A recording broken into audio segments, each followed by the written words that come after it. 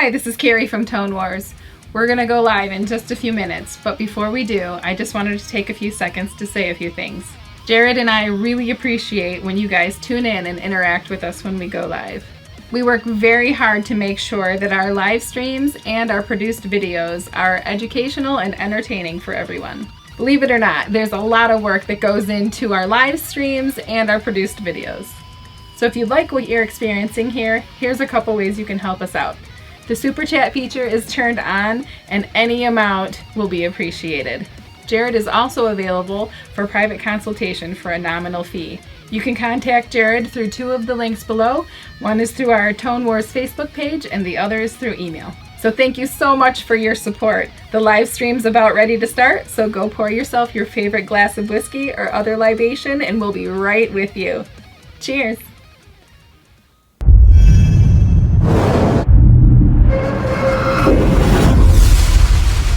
Welcome to Tone Wars.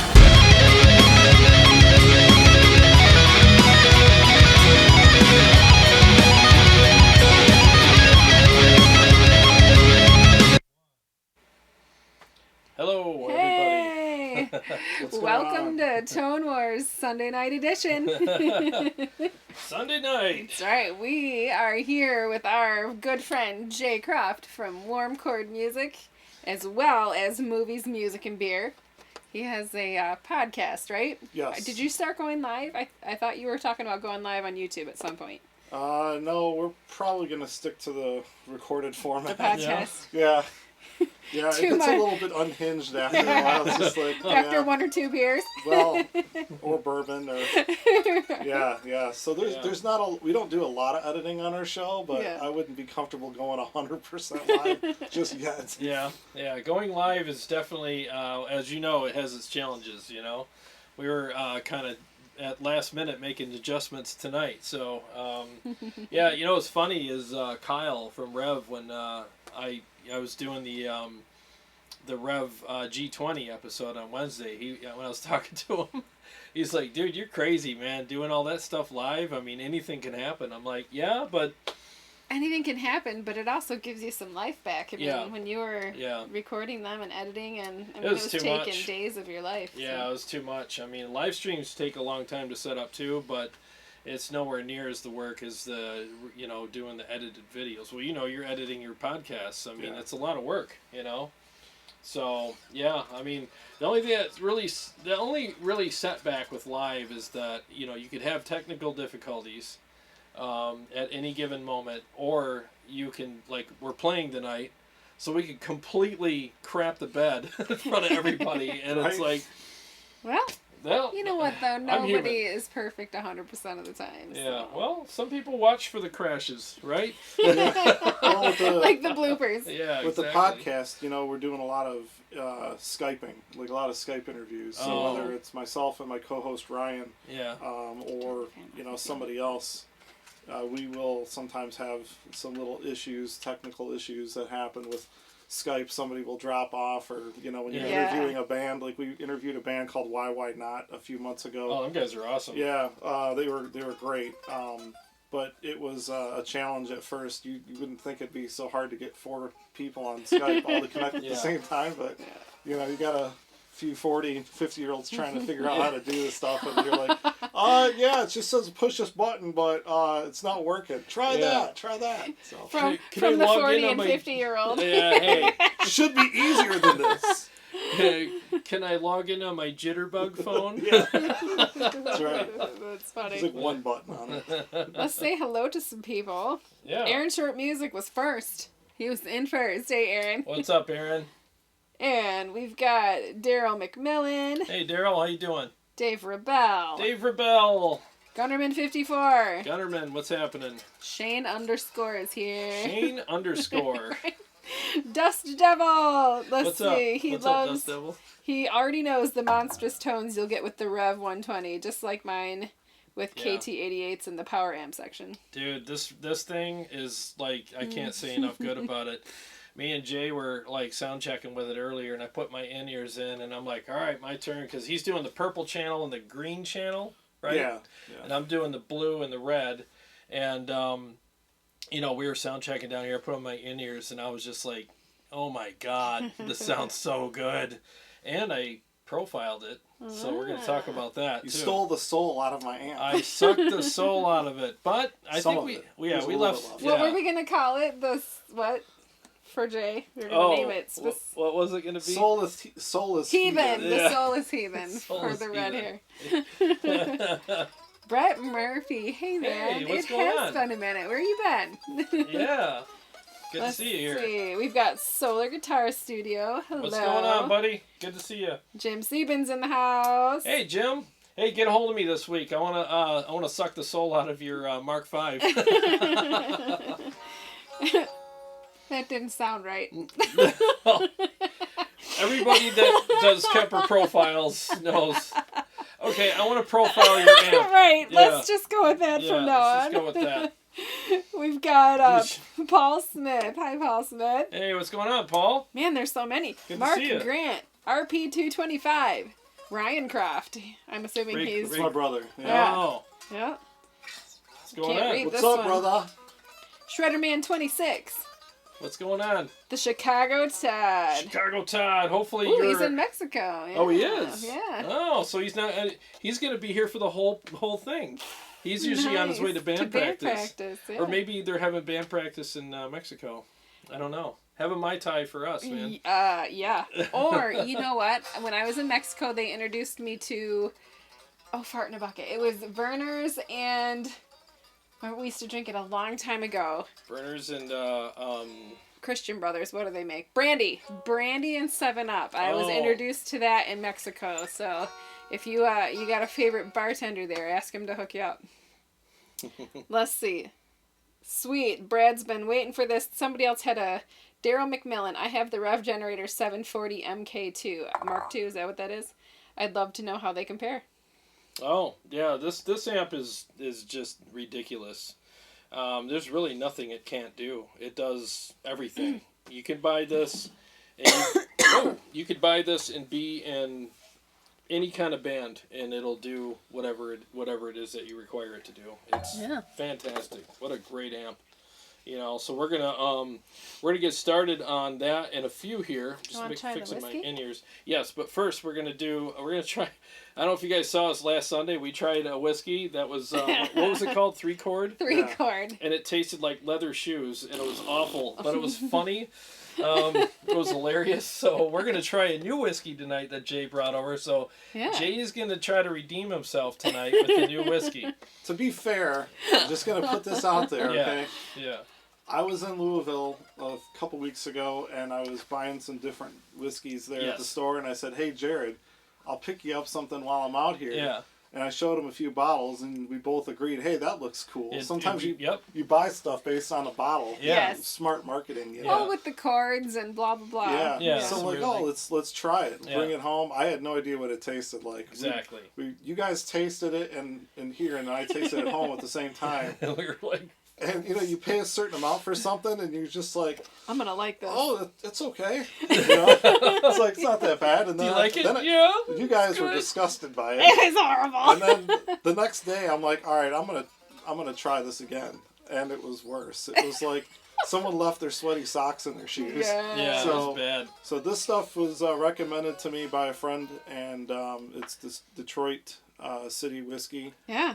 from the Detroit City Distillery. Do the so. honors. Let's scooch up here. Yeah. A little crowded in here tonight. A little bit. Yeah. Let me not drop this. The mic is super hot too Is because it? it's lower and it's further away to cover the whole room. So it's really. I just heard one of the ice cubes melt on the mic. That's how hot it is.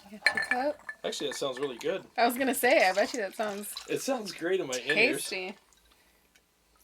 It's like a bucket. Oh, This oh is my a big- god. Okay. This is a big glass. Sheesh. No fooling around here. On Tone No, Wars. let me put this back in. Okay, let's So I do a don't smell dump test it. first. We'll do the right, sniffy. so- Sniff test. It smells good. Smells good. Yeah, it smells kind of woody and like how whiskey It should smells smell. like Maker's Mark, I think. Here we go. Here it goes.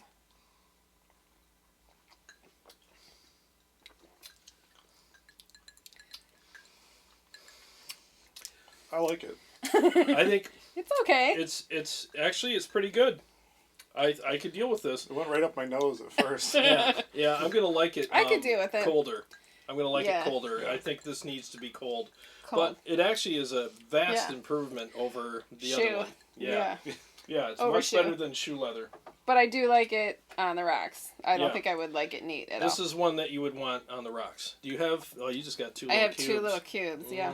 I got the big ball. Yes, you do. Jared and I have the big balls on the show. I knew that was going to happen at some point. Woo! It Gotcha. gets you right here. Oh, man. Yeah, I would say that this is something that people should try. Yeah. I think it's worth trying. Yeah, for sure. Yep. Oh, yeah. It's probably going to take my nerves down a little bit. I'm feeling a little nervous tonight playing. Because I have not warmed up. We were literally hooking everything up and sound checking right up to... It's warm. I can feel Yeah, it. I know. If you're It's warm in here. caught Yeah. out in the cold in the winter and It's you up don't your have a chest little coat... bit. It does. It's Yeah. warming up my chest, for sure. Yep, yeah, it's nice. But, so yeah, normally I warm up for like 45 minutes before we go live. I'm down here playing the songs like 3 Professional times. you. Oh, Yeah. Shane _ said, put that in the freezer and drink it straight up. Oh, yeah. that would be a that's- great idea. That's a great idea. That's Yeah. where I keep my bullet whiskey. Yeah. That stays in the freezer, and it comes out like syrup. It's really thick. Oh, my to try God. that. So good. Yeah. Okay. I just like cold drinks. Yeah. You know, it's I just keep the way- all mine in a mini fridge, like especially for beverage Oh, stuff. really? So it keeps a little bit colder than the regular fridge. Yeah, I honestly think that this is going to get better throughout the night. I have a feeling as it gets colder, it's going to get better. It's... It'll probably sound better too. I know I will. Yeah. No, it's good. I would suggest buying this. It's actually really good. Let's see. Jim Sieben says, but will the Revv do a Dumble or a matchless? I'm not sure without having one here. It's Dumble. hard I to mean, say. I don't really know. I've never heard of Dumble in person, but I mean, the Dumbles are known for being pretty unique. Yeah. I don't really know what other amp sounds like a Dumble. Yeah. The matchless, I think you can push that green channel pretty good, and we'll show some of the green channel tonight. Yeah. And to your point, Jared, when you're talking about there's not anything this amp can't do. Metal players use this amp. Country players in Nashville use this amp. Yep. Probably not the red channel as much as the blue and green channel. But I play a lot of punk rock stuff, more aggressive stuff. Like Pennywise is one of my favorite bands. But I love Megadeth is my all-time favorite band. So I like to play metal stuff as well as rock and punk rock stuff. But the other part of what I do too is I do like a lot of alternative and indie rock stuff too. And the green channel is really good for that. Yeah. Usually take that channel and put it up gain about halfway and push it with an overdrive, and you can get a really good, more than edge of breakup tone. Yeah, it's but kinda this like a- amp is totally capable of doing that. Oh, yeah. And the clean channel is, Jared, you'll try that later, is super clean. It's a really nice chimey clean. Yep. That's great for pedals. Yeah. So. It really is. It's very nice for pedals, and the green channel is almost like a pedal platform, almost, right? Yeah. But +1 maybe. Yeah. You back it down. We'll kind of play with the gain a little bit, and you'll All right. see. But to me, that's like the perfect channel for, if you're doing like 90s alternative rock type stuff where you just want enough dirt, big open chords, things like that. You're not doing a lot of too much chunky stuff. Yeah. It's great for that. Yeah. Yeah, it's a good sounding amp. It really is. We did the whiskey, we did the hellos. Do we have any comments that we want to answer to? And feel free to repeat yourself. Yeah. Because they scroll by, and we don't want anybody to feel ignored. So you're not gonna. When Jared gets long-winded. Yeah, that too. Somebody said they keep their Pendleton whiskey in the freezer. Pendleton. Pendleton. Might have to There's try another that one one. we have to try. Tried that one. Yeah, we're gonna have quite the collection here pretty soon. Yeah. This is good though. I mean, it's. No Kesslers, but no. I had to say that my grandmother used to be. She used to drink. My brother, who's on, will appreciate that. Come in the plastic jugs. Yeah. Dude, Yeah. as it gets cold, it gets better. Yeah. I like it. I really do. I It's mean, good. I like it. it's not my. I don't know. Maybe it would be one of my top 10 or whatever, but I still like Bullet and and the stuff that Dave Rebell brings. what's the Buffalo Trace? I love the Oh, Buffalo Trace. And Oh, and the the smoked maple. Knob Creek Yeah. smoked maple. and Dave Rebell's whiskey, the spice yes. honey. What's it called? Honey spice. 40 40 Creek 40 honey Creek. spice. Yeah. That is dessert in a right glass. from Canada. Yeah, so good. There's Yep. these one comment. Let's see what tubes are in this monster here. So 6L6 power tubes. And then I think it's just like the 12AX7 or whatever a lot of preamp tubes have. This is Jay's amp, so he knows everything about it. I don't know anything. Well, he knows more I know than enough I do. about it to make it sound the way I want it to. Let's put it that way.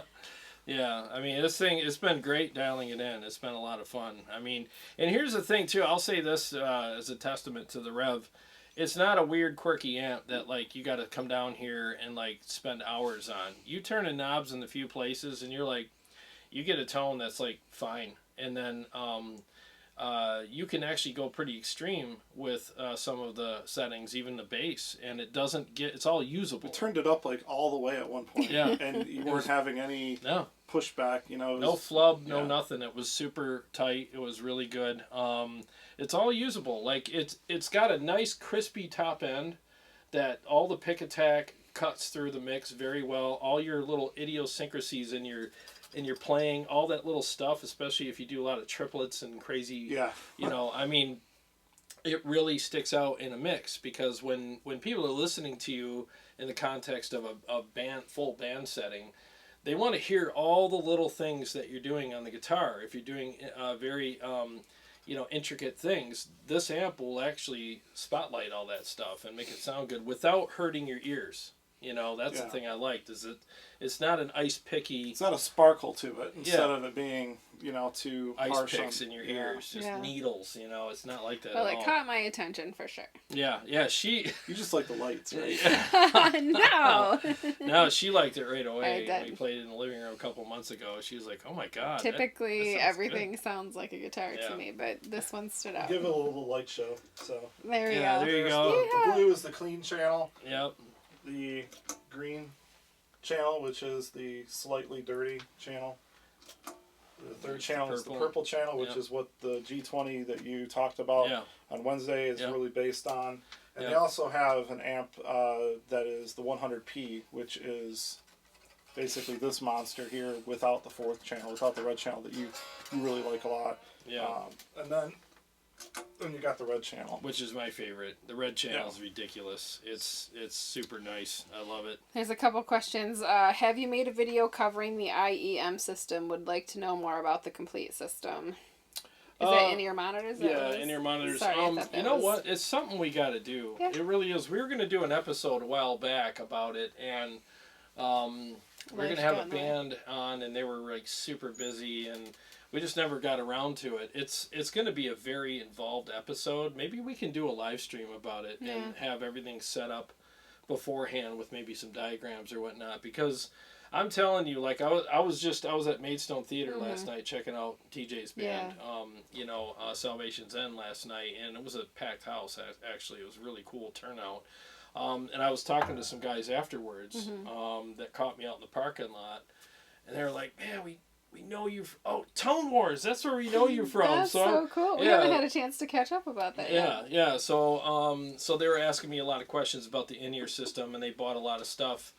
Because I did do a video on Facebook about in-ears about 2 years ago, just on Facebook, not on the channel. I wish I would have put it on the channel, because actually it was a very helpful video for people. And so they were like buying a bunch of gear based on that, and they were like asking me some follow-up questions about it. And so I hopefully I helped them with making some more decisions on it. But they were super happy with what they've gotten out of it so far, you know. Shane wants to know what cab is the amp running through and what speakers. Good question. I think it's a pig nose, isn't it? Yeah. I believe if you go up to the top in the description of this video, I actually put the signal chain in there. So just so you know, I put that in there earlier. So but for those that can't, burns my eyes. It's burning my eyes. Yeah, it's pretty spicy. It's pretty spicy. But for those who can't, let me just tell you what it is. Okay, so the Revv is hooked into the Mesa 212, which has vintage 30s in it, and it's being mic'd with a Sennheiser E609, which is running through our Stagescape board with no effects, no EQ, no compression on it at all. It's just straight up, just tone. That's it. I don't do any trickery or anything like that with it. No trickery. No tricks here. And then I don't have sleeves. That's why I don't wear sleeves, because there's Oh, boy. nothing up my sleeves. I wish that was the reason. Yeah. So, what, you don't like the gun show? So, and then we run the signal straight out to the What's the Pepsi thing? the board there. So yeah, it's running That whiskey straight. went straight to your head, didn't it? No, it went straight to my biceps. Yeah, It's warming get a up good in shot. here. Yeah.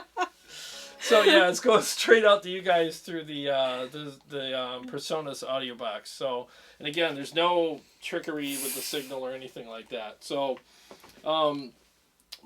yeah, so that's pretty much what you're listening to. And so what I did tonight, what I usually do, I take these heavy blankets and I put them over the front of the cab just to kind of enclose it so you don't get all that room noise. And we'll talk about some special stuff that we got coming up for the website and the channel soon that's kind of, related to that. Shane said, "Sun's out, guns out." Sun's out, guns out, baby. Right. It was That's how we a roll. beautiful day. We're in Michigan, suburb of Detroit, Michigan, and it was almost 60 degrees today. Yeah. It was a good day for some good chicken, which you made for us. Some good jalapeno. Yeah. Oh, those poppers. jalapeno poppers. Yeah. Homemade Shout- jalapeno poppers. Shout out to Mike Hasty for their Yeah. recipe. Oh my God, those are. We had to add the raspberry jam though. Yeah. But it was fun.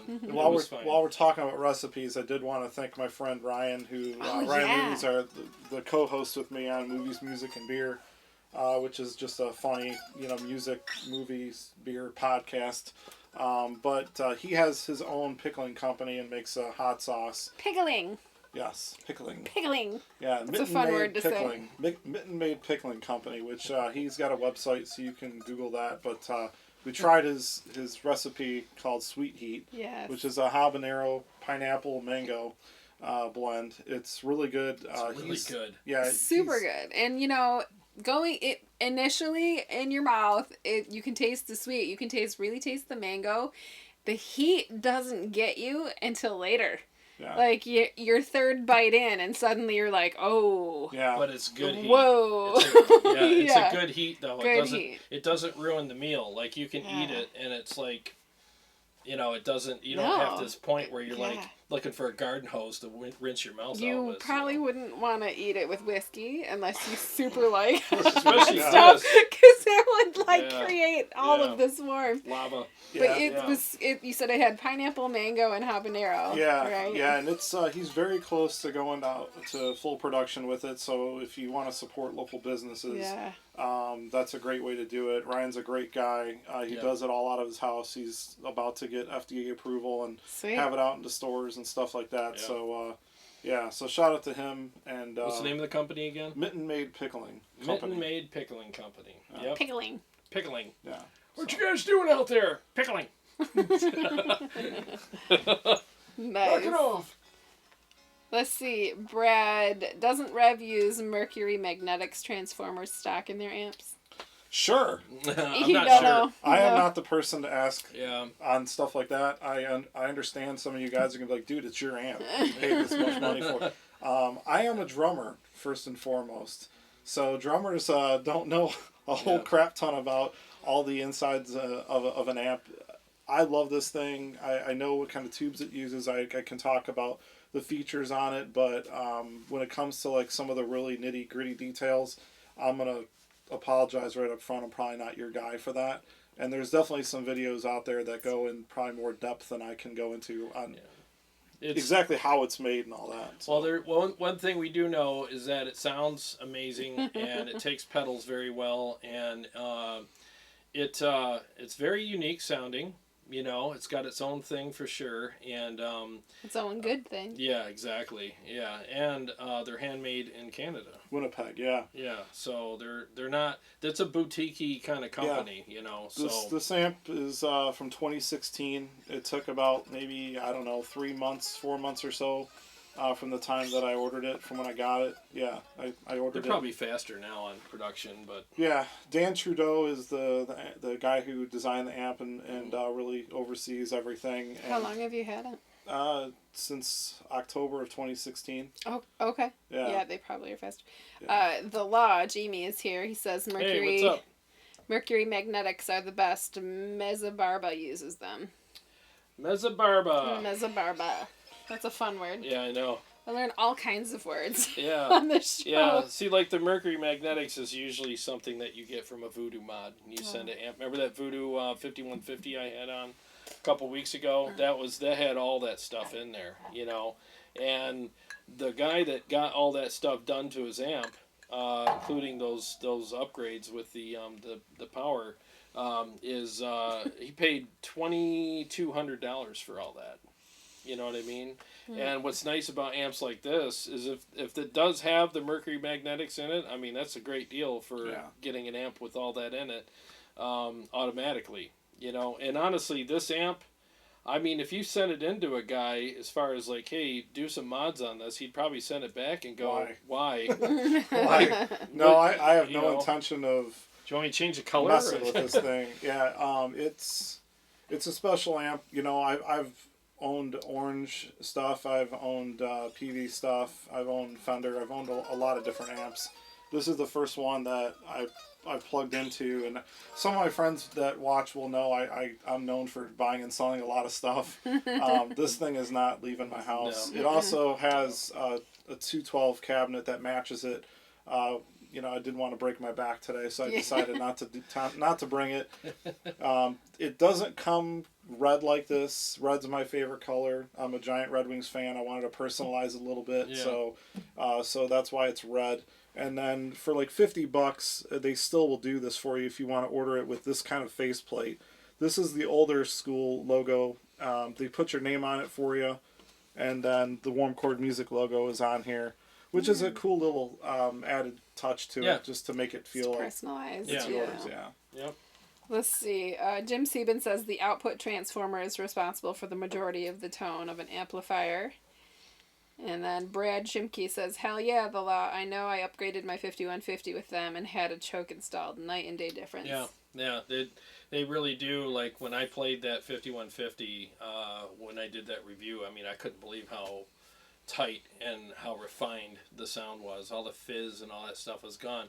That's the thing, like, I'm going to take a guess and say, well, whatever they did to this, I'm not going to guess what parts they put in there because I don't know. I don't want to sound like a fool, but there's no fizz in this. I mean, it's a very refined, very detailed sounding amplifier, you know? I mean, we're sitting here blathering on about it. Do you want to play your song? Do you want to do the green channel first, or you want to do the song first? Let's do the green channel first, just so people can hear that, and then you can go ahead and play your song. And so this is get not that the going. song? Not just yet. Not just yet. We'll just So play a little bit of the green channel. Let me mute the mic before you do that, and Jay's going to go ahead and do that. So here we go.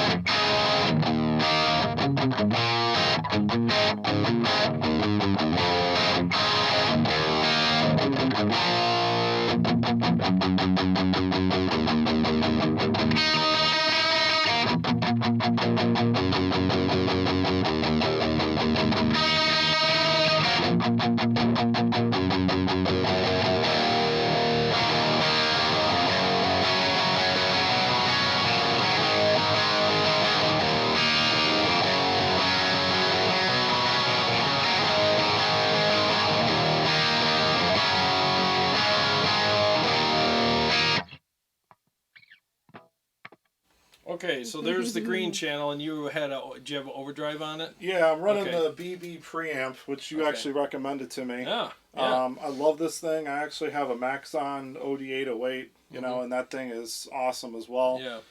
But let's try something else really quick. Okay. This is going to be the Maxon. Okay. And this is actually going to push the green channel a little bit harder, so now you're going to get a little bit more dirt out of it. Okay, here we go.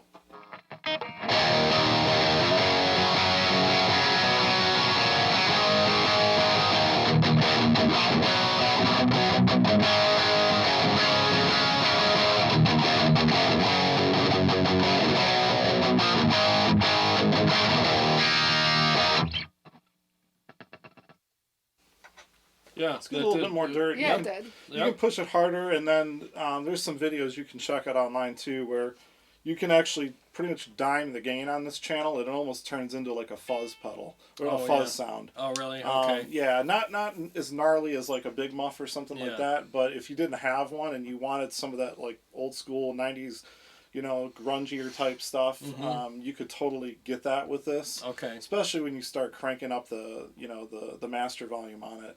It'll break it up real nice. That's Sweet. where the output, you know, just really, this is a 120 watt amp. Yeah. Every single channel on here can actually, What? it's a lot of power. I was going to tell you, like, we have the master volume on this thing. It doesn't even look like it's on. Yeah. I mean, if we turn this up to even like 7 o'clock or 8 o'clock, it would just be blowing our heads off. I mean, I'm not kidding you. This thing is loud. You know, if you put this on a large stage, it will not disappear. You know, it'll just, you know, it is amazingly loud. Piss your singer off. Yeah, yeah. Well, and like you know, with the other products, Revv has like the G20 with all the features it has. This thing doesn't have its own load box or anything built in. If it did, it'd probably cost way even more than it does already. Yeah. But it does have this cool thing on it where all 4 channels power down to 10 watts. Yeah. Which, if you don't want to run an attenuator, if you want to run this amp at least on 2 in your house, the 10 watts is great. All it really does is cause it to break up a little bit quicker. But it's a really nice feature to have, especially for me with 2 kids at home. Yeah. And it's a great thing to have in this thing. So yeah, it's a fire breathing beast. It really is. Yeah, fire breathing beast. It is, man. You turn that thing up. I'm serious. 9 o'clock, it would clear out a room. I mean, it's just fierce. It's so loud. You got comments? Yeah, Sven has joined us from Germany. From Germany. What's going on, buddy? Yes. Good to see Brett you. says Guten Tag. And I can't pronounce Guten the rest Tag. of it. Guten Tag. Solar Guitar Studio says nice Les Paul tone. He loves it. Yeah, Thank sounds you. Good. And Shane _ says he liked that tone better. I'm assuming you liked the second tone better. It was a little fuller. You know? Yeah, well, the second one was with the Maxon, Yeah. pushed a little bit harder. With actually had some of the drive up on there, probably about 3 o'clock.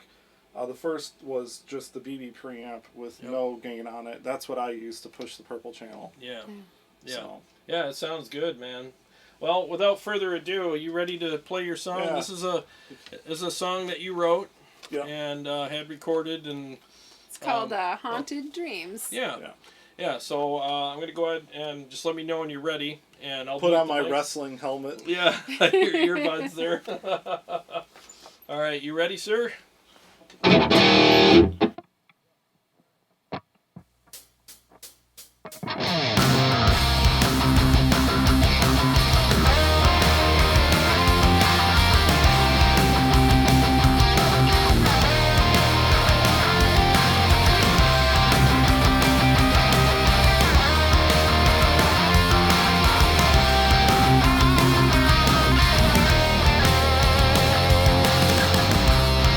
Last night I watched you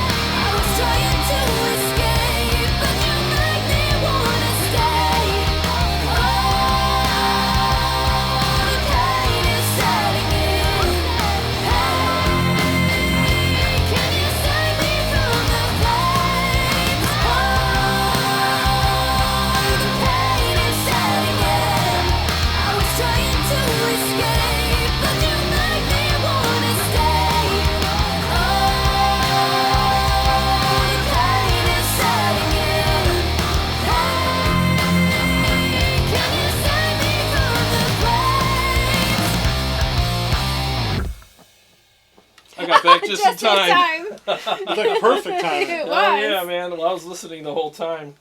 Yeah, dude, that I gotta commend you. That is a great song. I mean, thank you. That's actually the first time I played that live, so Really? Yeah, the nerves in there, but You did yeah. great. yeah.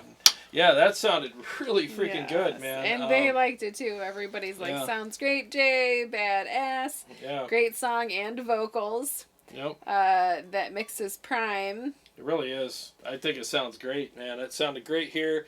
And we did a test mix earlier, and it sounded fantastic in that. So we were like, man. What This is gonna channel be were good. you using again? That was the purple channel with the first aggression level. So this amp has a blue and a red aggression level on both high gain channels. So I tend to use the first aggression level. I find the second one is, I mean, without an overdrive it's fine, but trying to push it with an overdrive is a little too much. Yeah. I really like tight, articulate amps. All the little, you know, all the gallop stuff comes out really, really good with this amp. But like any amp, if you go too far, Yeah, it gets either muddy or too chopped. Yeah. Where it's like it just doesn't have any meat anymore. It's just all high end, you know, no low end. So, yeah, it was They're funny. also asking if the track is on iTunes. He says he needs it for car jams. That's oh, Brett that's Murphy. awesome. Yeah, it is. Yeah. It's on iTunes. It's on Spotify. It got approved for Pandora, so it's streaming on Pandora as well. Warm Chord, right? Warm Chord music. Warm Chord Music is the name of the band, which is me, really. Yeah. And Honda Dreams is the name of the song. Yeah. So it came out in 2018.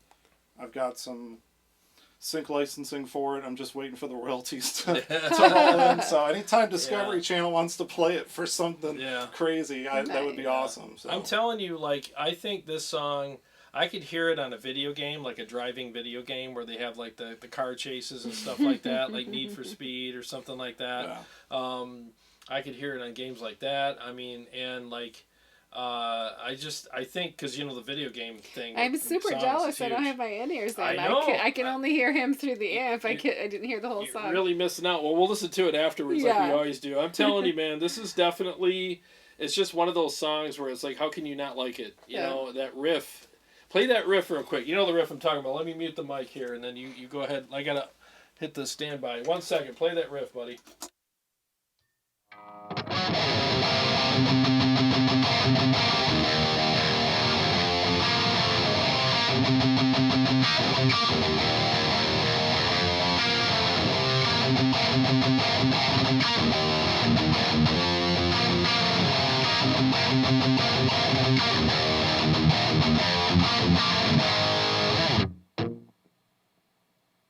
Yeah. That is so catchy. It's just one of those riffs, man, that's just super catchy, and as soon as you hear it, it puts you in a mood. You're like, oh, all right, roll the windows down, let's go, you know? Yeah, it's and, nice. You know, it's one of those things where you can write something for like an hour every day and like come up with nothing, and then all of a sudden, and I tend to use, like we were talking before, I don't even know what that chord is. Yeah. I don't know what any of my chords But I call it that's kind of where warm chord came from, is there's a couple chords that I tend to go to a lot. Yeah. But my whole thing was, once I finished the arrangement and everything, you know, now let's not screw the mix up, because I mixed the song myself. I do a lot of home recording stuff at home, so that's kind of like my side hobby is production, and so the whole thing was, you don't want to screw it up. So and I gotta commend you too, like for a side hobby. It sounds like a pro mixed it. I mean, it sounds really freaking good. Like real drums too. Yeah, real drums. Hey, go figure. A drummer using real drums. So like when you sent me the track last night for me to put in the iPad, I listened to it in my truck on my way home from Maidstone, and I was like, I called you. I'm like, dude, this sounds fantastic. Was it like 2 o'clock in the morning? That was like midnight, I think. Yeah, our normal talk time. Yeah, normal. Yeah. Jeez. Yeah. So. Paul wants to know what drums you played on this. That's what he said. I play DWs. I've got a DW kit from 1998, and I baby it. The thing barely looks like it's a couple years old. You know, I use some samples for blending and stuff like that, but primarily what you hear is the real drums. The snare drum is, I'm trying to think. I have a snare drum made by a company called Spawn, and they do some custom work. and that is also white and red. Oh yeah. Yeah, that was a custom made 7x13 snare, so it's pretty deep, but it's got a real nice crack to it. But yeah, they're DW drums and Zildjian cymbals. Nice. Yeah. Solar Guitar Studio says the bridge on your Les Paul looks very unique. So, actually, and this might be what it is. This is just a normal Tone Pros bridge that this is a 2014 Les Paul. These are called Jimmy clips, and this might be what you're referring to, and if it's not, I'm not really sure what else would be unique about it, but both for the bridge and the headstock, they basically are like what a lot of people would do with putting like foam underneath their headstock. Keeps the ring. Yeah, it really helps tone down that little ring after. Yeah. And for recording, which is when I'm at home, usually what I'm doing when I'm playing guitar is I'm set up to record at all times. Yeah. It's amazing what you hear when you're recording at home that you don't hear when you're playing in the room. Yeah. When you hear that, you hear that little thing, and once you hear it, you cannot unhear it. So these I think they're like maybe $20 for the pair, but they're a pretty small company, but they work really well. Yeah, takes care of that extra noise. Yeah. I have them on all my guitars. Yeah. So. It's a thing now. A lot of people do that. Like I use the fret wrap, for tapping and stuff, but I'll sometimes bring it back here just to take that extra ring out too. It just helps. Daryl McMillan bought your song on Amazon. Oh, thank you very much. I appreciate that. That's great. I appreciate that very much. I gotta say, like, I think I speak for all musicians when I say this. Like, nothing means more to us than when somebody buys our music. It's like we appreciate it. When people say, "Hey, great show," or "I love your music," or whatever, but when they back it up with a purchase, it's like it's literally like it verifies, you know what I mean, and validates that comment, so much more. So it's very much appreciated, really is. Dust Devil says, "Hey Jarrod, will you be doing a boosted and unboosted with your precision drive in the purple and red channel by chance?" Absolutely. Why not? Yeah, I can totally do that. Jay can do it as well. Why don't you go ahead and do some riffs on your guitar through the purple channel with and without your overdrive. Oh, okay. And then I can do the same thing with the red channel when I do my stuff. So let me mute the mic here. You ready? We gotta unstand by you. 1 second, guys.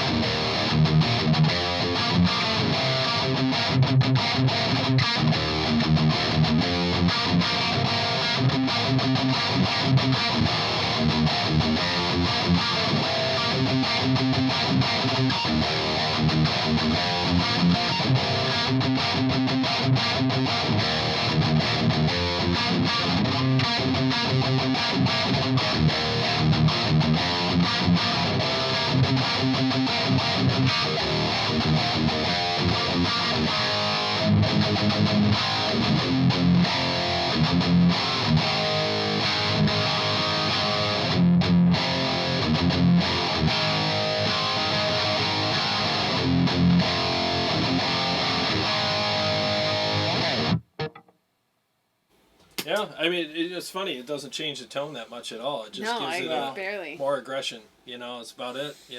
It's funny. Like there was a post in one of the amp groups I'm in today. Some guy was like, "Man, why don't they just make amps that don't need overdrives?" I used to think that, honestly, years ago. I used to think that as well. And the reason why is, and there was, I'll go into some of the other things that people talked about as well in that post, but.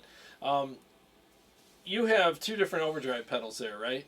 I have like 4 overdrive pedals. I love my precision drive the most, but every once in a while, you just want a different flavor. And the thing is like, the reason why amps don't come like that is because everybody wants a different type of overdrive pedal. They want it to either have like a mid-hump or a scooped kind of deal, something less aggressive, more aggressive. This level of overdrive, that level of overdrive. I have yet to play an amp yet that has an overdrive in it, like a built-in boost that I like. I always just turn it off and use my own pedal. you know, and that's why a lot of amps don't come with like its own overdrive. I mean, you do get like the aggression levels here, and they are good. And the nice thing about them is that I bet you if 50 people bought this amp, probably 20 of them would be like, "That's all I need." I didn't use an overdrive when using the aggression settings on this amp until probably this past year when I actually talked to you about, hey, trying to find a more transparent overdrive. I love the Maxon OD808, but I like it for the red channel because with the red channel it's a little bit meatier, it's a little thicker, and it's not as it doesn't have the mid range as much, I find, as the purple one does. So the green, the Maxon already kind of has this inherent mid-range bump to it, kind of. Yeah. No matter what you do, which can be very pleasing depending on what you're running it into. The BB preamp to me, it was very transparent, and I was able to push it just a little bit more. Yep. But when I recorded this, I used it pretty much the way it's set right now, with no overdrive, and I think the gain is where it was. The only difference is that, you know, I may have messed around a little bit with the mids on it. The mix is a little, you can hear the mids coming through pretty good on the mix on it. So I tweaked the amp a little bit, but I didn't even use an overdrive until with that channel until this past year. Yeah, gotcha. And the thing is, a lot of people were saying in that message too, like, oh, you don't need an overdrive and this and that. But it's like every time I hear that, I'm like, well, let me hear you play. You know, and a lot of guys, I should say all the guys that say that, they're playing chords and they're playing like just kind of like AC/DC chords and like stuff like that.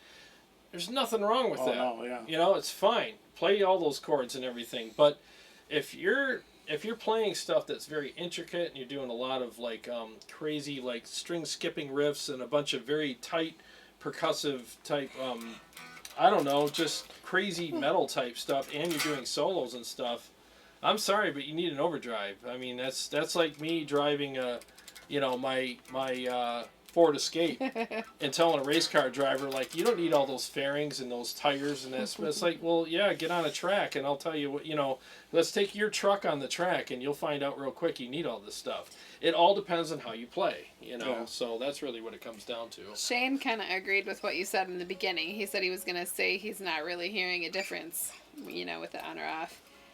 Solar Guitar Studios says 2014 Les Paul traditional 59 tribute pickups. Nice. Yeah, yeah. 59 Classic Plus. They got just enough extra, you know, output on them. Yeah. For what I do. Yeah. Sven says he can hear a little bit more punch with the pedal. It's slight. Let me show you one more thing. If Sure, that's sure. Okay. Yeah, let me mute it. Here, go ahead.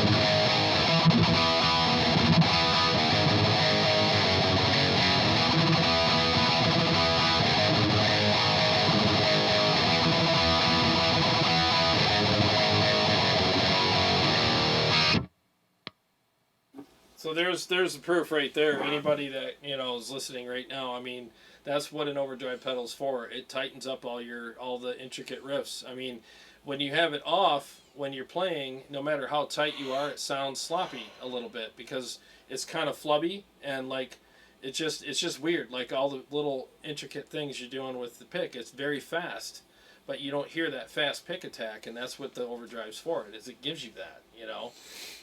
And people think, oh, you're cheating. No, you got to play better with an overdrive because it points out everything that you're doing even more. So it just gives your riffs right or wrong the support that they need. That's really what it does. It definitely makes it more comfortable to play that kind of a riff. Mm-hmm. You know, and even playing it with the overdrive, I mean, there's a little bit of flubs in there too. You know, I mean, it's just one of those things where it just feels different. Yeah, it feels better. So that's really what it is, you know. So, I guess we should probably get me over with. I'm a bag of nerves playing tonight because I didn't even. We literally, like I said, I usually warm up for 45 minutes before we go live, and I didn't even do that at all. So that's why I've been noodling around here. So we're on the red channel in a second here when Jay hooks me up here. And I'm going to do 1 or 2 mixes for you guys, depending on how the first mix goes. You know. You're going to be just fine. Yeah, I hope so. And I'm using no effects tonight, so not warmed up and no effects. Woo, that's my favorite way to be. Let me do a couple riffs on the red channel just to show you what it sounds like. Yep, I'm good there. So let's hear what this guy sounds like real quick, and then we'll do a couple mixes.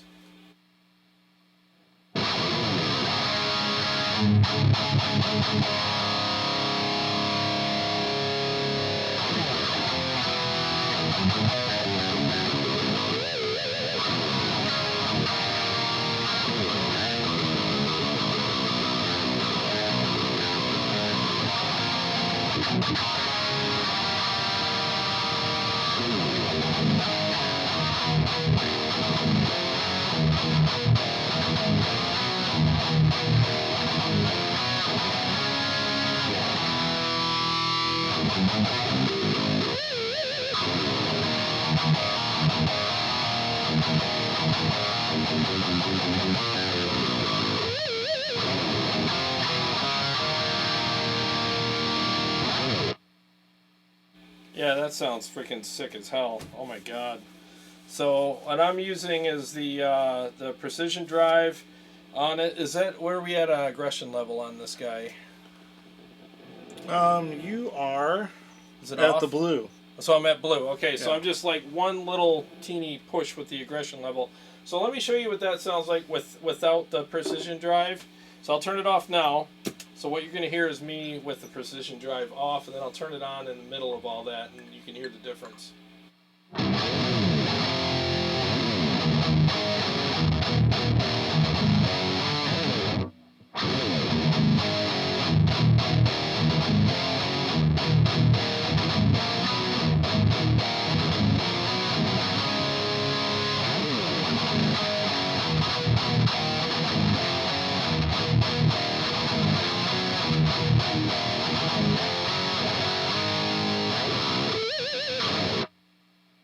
So yeah, big difference, big difference.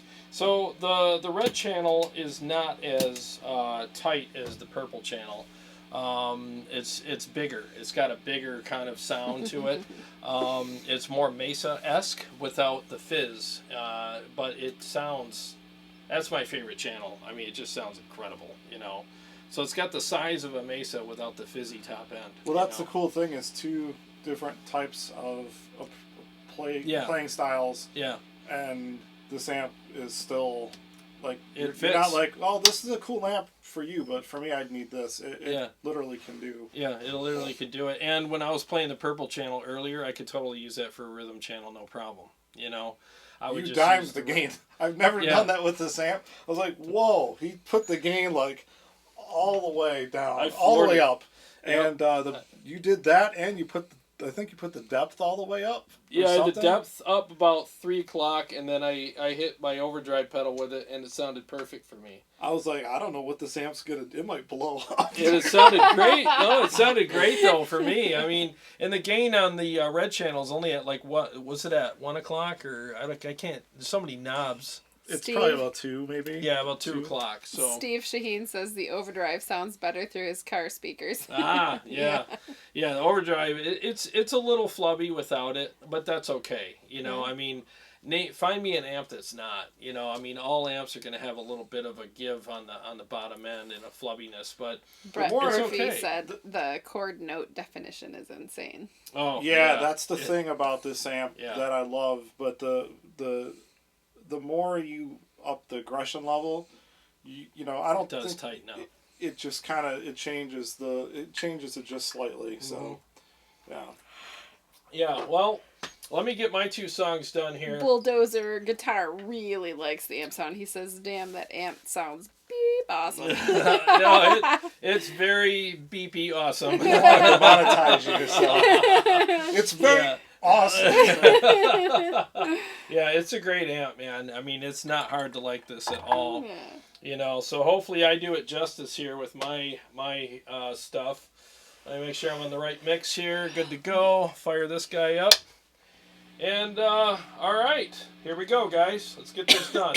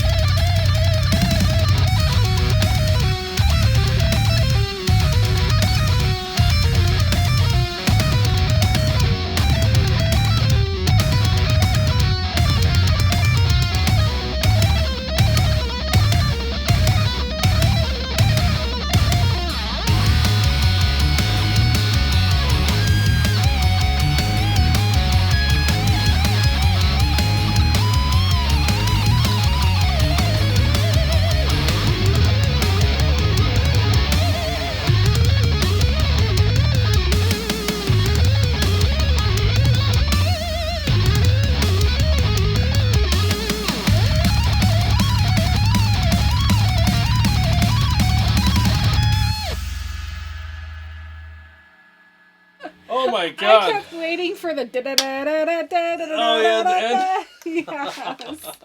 Thank you. Oh. The faces look so much better in person. Dude, that amp freaking cooks, man. Yeah. No effects, no nothing there. That was just me going straight with an overdrive pedal, and I'm telling you, man. Everybody's loving it. Oh, by good, the way. good. Yeah, they're Thank like, you. I didn't even warm up in quotes. But I honestly didn't. I mean, I know a lot of guitar players. Oh, I just woke up, and you know, like women when they get out of bed with their makeup Yeah. on, they get up 10 minutes before, and they're like, you know, Adjusting. Yeah, no, it was for real. I really didn't. But I mean, I was even kind of like, well, this is sounding okay. So Yeah. Can I I think just it's the say whiskey. one really quick hi? Yeah. My Aunt Debbie, who lives in Arizona, is tuned in, and I've never seen her in here before. Oh. And I appreciate that so much. Thank you very much. Hi, Aunt Debbie. Right. That's Debbie awesome. McLaughlin, Deborah McLaughlin. That's Thank awesome, you. man. Yeah, Right. it's great. Sven says the solo stuff is freaking awesome, although there was no effects in the sound. He loved it. Thank you so much, guys. I really Yeah. appreciate that. That really means a lot. Look who's liking the whiskey. You know what this reminds me of? The whiskey. It reminds me of that stuff that we got with the Spire in it. Yeah. Yeah, it's got that only stinging- better. Yeah, it's a little better, but it has that kind of thing. Yeah. This is really good, dude. I like it. Yeah. Let's see. Brett Murphy says, in the words of Billy Madison, slow down. Slow down. Hi, Brad. Shane says Jarrod's riffs blew his sleeves off. Nice. Yay. Yeah. I mean, that I have to give a lot of credit to the amp because it really supported all the stuff that I was playing, and I Yeah. felt very confident playing it. If so, like, guys, here's the thing. I mean, there's a lot of boutique amps out there, and they cost almost twice as much as this. You know, I think these are going for around $3 right now. Yeah. Is that kind of? You know, I think they're around 2016 when I got it. I actually got a great deal. Yeah. I think this amp and the 212 cab, I got it for 27 Okay. something. Yeah. I think on its own at the time the amp was 27. Now I think it's closer to 3, but you know. Yeah. But I mean, what I can say though, you have 4 channels, Mm-hmm. and they're all usable. It's not like you got, oh, let's just give them these stupid channels just to make them feel like they're getting a value, but they can't use them. They're all usable channels. They're all amazing channels, and You haven't even played the clean yet. yeah, I will. Up next. Wait till you hear my strummy chords. Stop it right Both now. played some strumming chords. Make me feel better. But the thing is though, is that there's amps out there that have, you know, They're going nuts right now about they want the profiles. They're like the Chicago Oh. Todd says can't wait until these profiles are You just available wait, for because- purchase. We're talking profiles. yeah. We actually I did profiles of this today, and I really think that I did capture the essence of what you're hearing tonight. In fact, the way that this is set up right now was the 3rd profile, right? Was that the 3rd one that I did I think of so. it? Yeah, of the red channel. And I did profile the purple channel as well.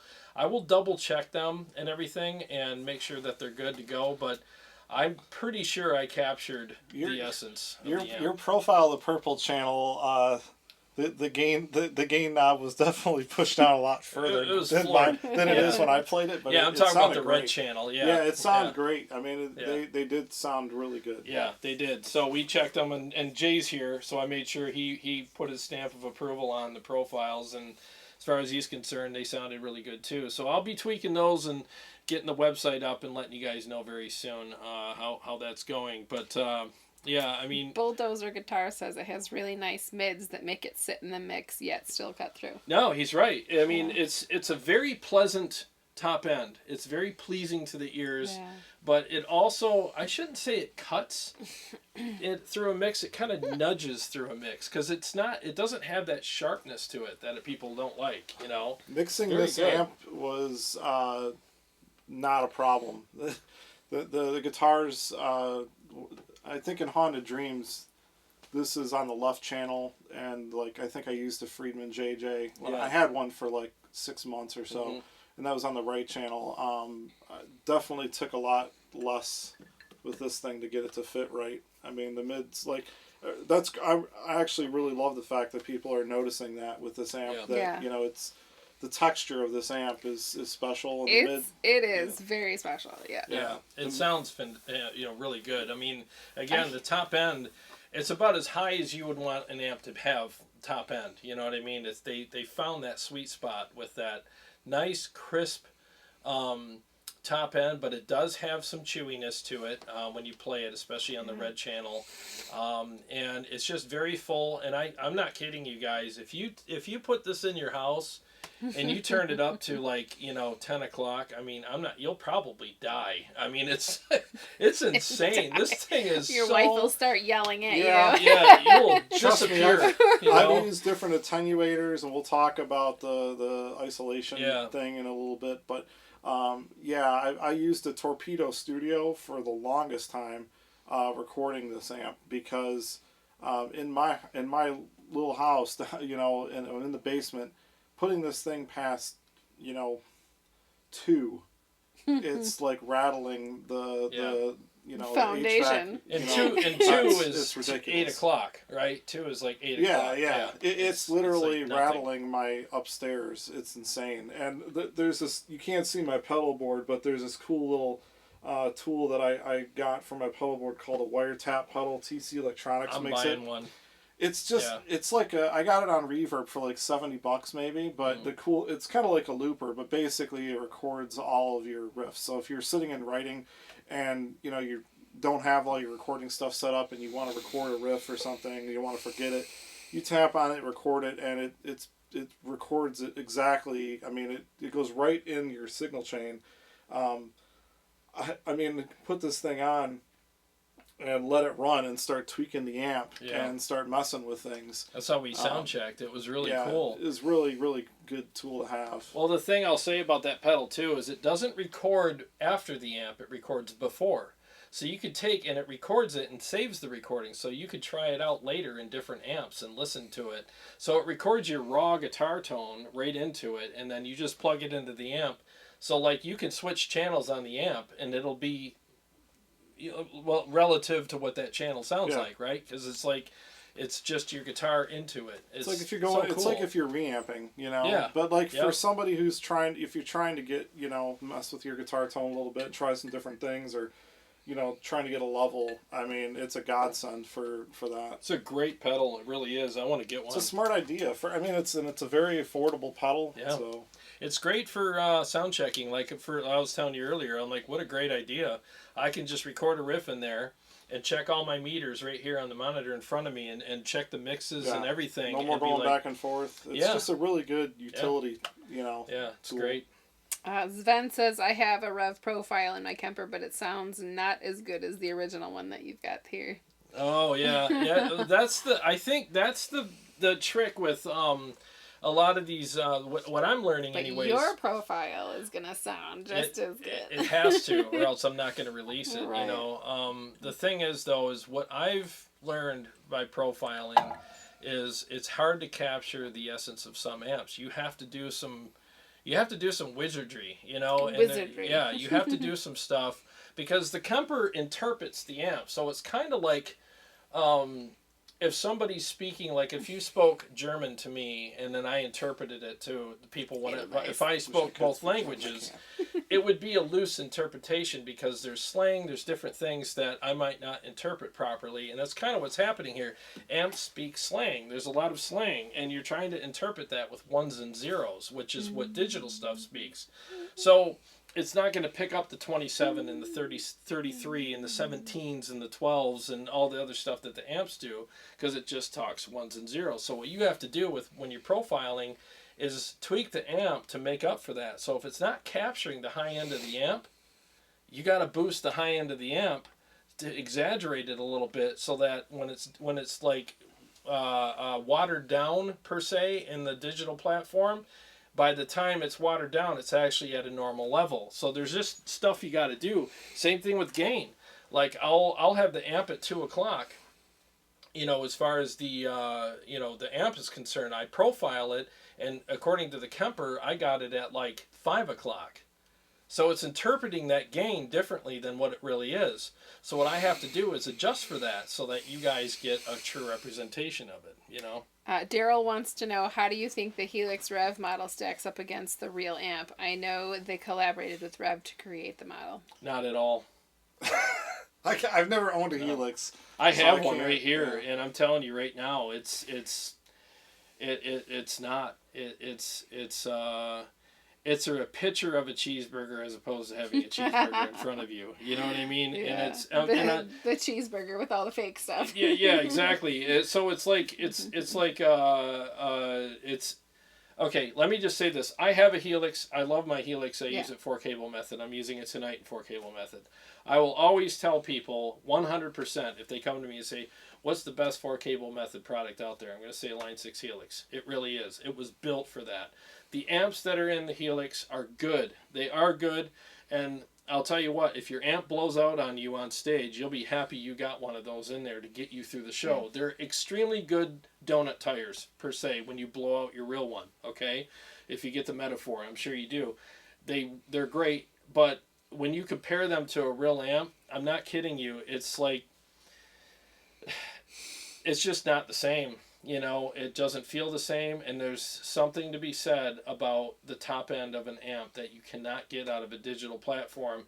The thing that comes the closest is the Kemper, and the only way to really, really get that top end out of a digital platform is profile the amp with the Kemper, and then run it through a real power section, a real cab, and then at that juncture, you won't be able to tell the difference. You know, other than that, yeah, I mean, any other digital platform out there besides the Kemper will fall short of the real amp.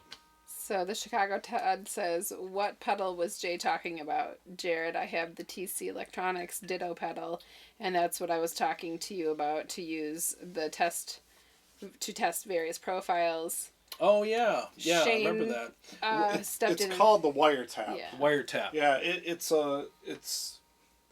it's not a looper. It's literally it's basically an idea pedal. Yeah, right? It records your riffs. It's got a play button, and it's got a forward and a backwards button. It actually can connect to Bluetooth, so you can actually go into your phone, download the app. I haven't done this yet, but you can download an app for it, and you can name all of the riffs or whatever you record into it. It's so cool. You can send it to yourself, so like anything you record into the pedal, you can actually like email to yourself. Oh my god! So that you can actually put it into your. I'm going shopping tomorrow. I have a playlist on iTunes called like songwriting ideas. So like I will put like all these ideas in there, and that's how I end up deciding what I'm going to work on. And this pedal for me is awesome, both for setup, and for recording ideas. Because that's the thing, is you end up recording these riffs, and you're like, oh, that's cool. Well, you can either pull your phone out and record it, and it sounds like it sounds. Yeah. It's like it sounds, like one of those little recorders, or you can just put it right in there. Mm-hmm. And when you're ready to actually commit it to something, where if you have a good recording setup, you can just hit play. Yeah. We were doing that earlier. We were just hitting play and playing through all these riffs. It sounded really cool. Yeah, it's a great pedal. Have you mapped the Revv Generator in the Kemper? If not, will you give a whirl and run them head to head? That's from Dave Rebell. If I mapped it, you mean if I? Is that your tummy? Yeah, no, I'm listening. There's my head. It's my gears turning. Gears turning. Maybe he's wondering if I've A-B'd him. I mean, when we profiled it, we A-B'd it, and we were both like, sounds fantastic, so... I have a friend who's a complete skeptic with any sort of modeling gear, any of that stuff, and I brought the Kemper to his studio, and it was when I've got a profile pack out called Revv General, which is on my website, Warm Chord Music. It's like 60 profiles, right? And I went to town with this thing, and we did an A/B test. It's like after you profile, you hit that button. It's the profile and the reference amp. Yeah. And I have it on video. This is the first time he played it. You sent it to me. He's sitting here playing a Gibson Flying V, and he's playing all these Metallica riffs through it, and he's going crazy. And I'm like, all right, well, what do you think? He's like, sounds great. And I'm like, all right, well, let's see what amp you think it is, the Kemper or the Revv. And he's like, all right. So he's playing through it, and he goes, that's the Kemper. Or, no, that's the Revv. I'm like, no, that's the Kemper. And he goes, what? And I'm like, it's right here. And he goes, dude, that's crazy. And he's one of the biggest skeptics I know when it comes to this stuff. And I'm like, if this guy's convinced, you know, it's the real deal, man. It really is, and that's the thing that I've learned by profiling down here, just the short amount of time that I've been doing it. And I definitely don't want to come off like an expert here, because I profiled like 4 amps now, and I've probably done a total of 30 profiles right now, just because of all the testing and just, you know, various things that I've done. And what I've learned is, when I profile these amps, I sit there afterwards and I A/B them, and I'm like, this can't be real. And I'm looking for like the thing, like the rabbit in the hat, or like the thing, and it's just like, no, it literally is like capturing the soul of the amp. Like I said before, there are things that you have to do as a profiler, like, you know, you have to be honest with yourself and listen to it and go, there are minute details, and if you want to capture those, you do have to exaggerate or de-exaggerate some things. De-exaggerate. New word. You know, to kind of make them work. But once you do that, you will find, and that's not with every amp though. With most amps, it's fine.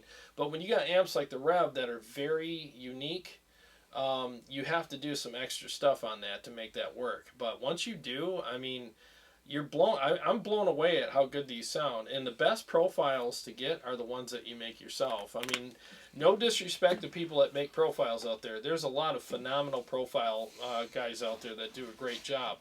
But, you know, when you make your own and you know what you're doing, and you spend the time to learn how to do this properly, you're setting up the amp the way you like it, you know, and profiling it. And now it's kind of like someone else setting up your rig for you before you go on stage. Like, hey, dude, I dialed in your amp for you. I'd be like, oh, God. Like, no. No touching. Yeah, no touching. No touching. I'll go do that. And that's why my profiles I prefer, is because I dialed in the amp the way I like it and then profiled it, you know. Yeah, and it's kind of hard to say, you know, I mean, it's an interpretation, you know. I mean, you're using your mic, I'm using different mics. You have settings, I'm using different settings. Yeah. I mean, it's capturing a moment in time of what that amp sounded like at that point with that mic. It captures a signal chain, really. That's really what the Revv, I mean, that's what the Kemper does. Yep. And I've, like I said, I've done a ton of profiles with this thing, and I'm going to do a ton more now that I've learned even more about it and got some other tools to profile it. But ours are going to sound very different, which is exciting to me, because it's like I would never think to run my amp the way that you ran it. And I'm like, wow. I mean, I didn't know that purple channel sounded that good. I also can't noodle like you, so, you know, I'm a rhythm guy. But, we're all different, you know? I'm a drummer that plays guitar. And you play very well, so, I mean, there's nothing wrong with that, you know? But we get different things out of this amp, which is cool about the Kemper, is that you can capture all the different, it's almost like having Sybil in your amp, like multiple personalities. In the amp, and you can capture that with the Kemper. And it does it very well. It really does. And you're not really a believer or a big, like, you know, like people buy the Kemper and they're like, oh, it sounds really good and this and that. People really rave about it. And I can see why they do. I did too. But when I started profiling my own amps with it, that's when I really was like, oh, God, why haven't I been doing this? As a tool, you appreciate it much more. Yeah. You know, and just the other day when I was kind of practicing to the backing track a little bit, you know, I had recently done a profile, you know, and I was like, yeah, that's my amp. Yeah. Like you sent that one you sent to me? Yeah. Yeah, it was like the first round of like what's to come with some of the ones that I'm working on, and then you know what you got today with your setup. It's amazing what you can do with this thing, with the tools we have today. Yeah, it really is. So if anybody watching right now is on the fence about the Kemper, just get off the fence and get one. I'm not kidding you. It's a great, great piece of gear. Now, I will say this too, like, the Kemper was originally made so that, because let's face it, let's go over a scenario. Would you take this to a local show and play it, or would you take your Kemper, the profile of this in your Kemper to a local show, and why? Other than coming to your house in a studio, this thing has not left my house. Yeah. And and it's just, I'm sure it would attract a lot of attention. It would be cool to look at on stage, but yeah, I'd be afraid of it getting nicked up and stuff, and potentially stolen or anything like that. It'd break your heart, wouldn't it? Yeah, and with the Kemper, we talked about. I've owned other Kempers before. Yeah. I had an XFX3. Yeah. You know, I've bought your Kemper from you, because I want to do some profiling again. And the thing is, I can go out tomorrow and get another Kemper, and it's going to sound exactly like the Kemper that I had before. Exactly. I don't want to lose this thing. I don't want to mess it up. I don't want to take any chances with it. The investment is too great for me to. No, it is, and it's the same with me. I got the Kraken here, and I got my MT-15 there, and I have all my Synergy stuff upstairs. So if I was to go and do a show locally, I would profile one of my amps, which I've already done, and I'll sell those soon. I would take that profile of that amp that I bought and cherish and love with me, as opposed to the amp, because I don't want to bring this thing home and have it all dinged up and banged up, because all it takes is one time you drop the amp and you're like, oh God. I've seen amps fall on their sides and the transformers are tilted now. You know, I've seen like all kinds of damage, and there's some really nice amps out there. I mean, seriously, I'm sorry, I love my local scene, but I'm not going to take this and play in front of 20 or 30 or even, I don't know, 50, 100 people or whatever, and come home and see a big scuff on this amp and be like, oh, it would break my heart. It's like getting a brand new car and somebody rams a shopping cart into it. And you're like, that's why people take Corvettes and park them way across the parking lot. They don't want that. You can't do this with this, though. You got to put this right on stage with everybody else's stuff and get banged into and everything else. That's what the Kemper was really originally made for. Is like, I love this amp, but I don't want to tour with it because of airports and travel and roadies and, you know, all the stuff that happens. You know, you don't want to risk damaging your stuff, and you could take your real amp with you on tour and not worry about any damage. Because, again, like if the Kemper gets damaged, you just get another one. No big deal, you know. And real amps do hold their value more than any digital gear ever will, you know. So, I mean, if they come out with a Revv Mark III, the Revv Mark II is still worth just as much as it always was. You know, but the new next digital thing that comes out, like Kemper 2, it makes Kemper 1 worth half as much as it used to be. You know what I mean? Because that's how the digital world works. So that's really what it is, you know. But let's do this. Maybe I should play the clean channel real quick, right? Let's do that. Let me turn this off. Aaron Lucas says, just by luck, I finally show up late for an episode and you have a man's guitar on. Nice Les Paul. Well, you know. That's how it goes. I played it earlier. Yeah, if you want one on the rewatch, you can hear his song. And anybody that's in here right now, I will do the timestamps and make sure I highlight Jay's song. I think it's a very, very enjoyable song to listen to. I had a great time listening to it, and it's just a killer tune. So make sure you listen to it. I'll timestamp my crap too, but make sure you listen to his. Let me mute the mic. I'm gonna play the clean channel real quick. Hang on 1 second.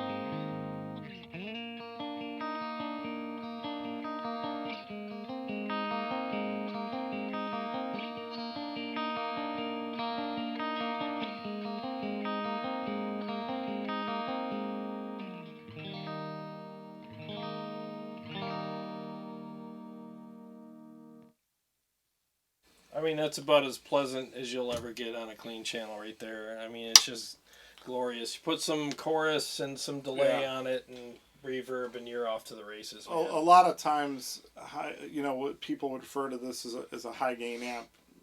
The clean channel is an afterthought. Yeah, it's terrible.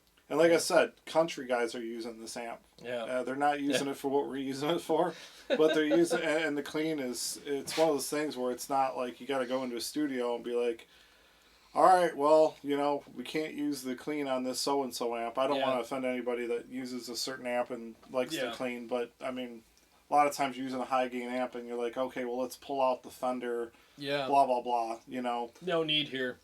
You really don't need to. No, you can hook this amp up and do a full session of any genre of music and just turn a few knobs and you're good.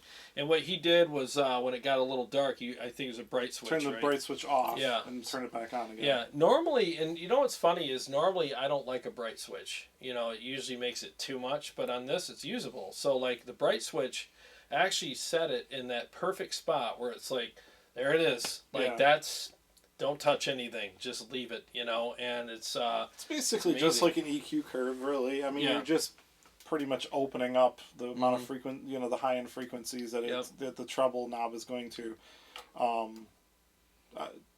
basically show.